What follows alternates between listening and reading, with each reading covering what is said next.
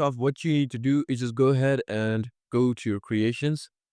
Once you go to your creations here, as you can see, I have two experiences, but I'm just gonna go ahead and press on this experience right over here. And I'm just gonna go ahead and check if I have any passes or something, which I don't have.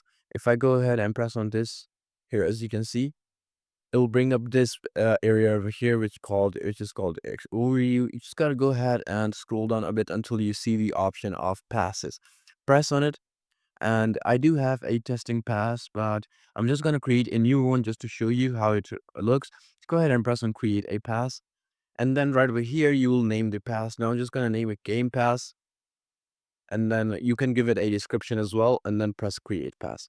Once you create the pass here, as you can see, it's for off sale now and it's not enabled. Now you have to enable it.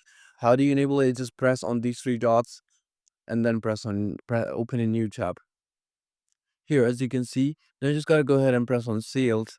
Once you do this, you just need to enable item for sale and then put on a price. Just gonna go ahead and do for 150 Robux and then save changes. Once I do this here, as you can see, it's done.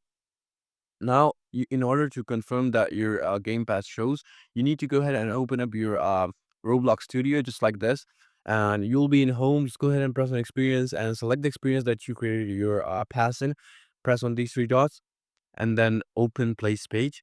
It will open up the website, and here, as you can see, it will show you the official store of your website.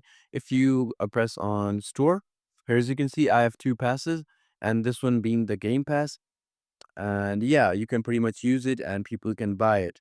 Yeah, this is it. Um, I hope you find it useful, and I'll see you soon.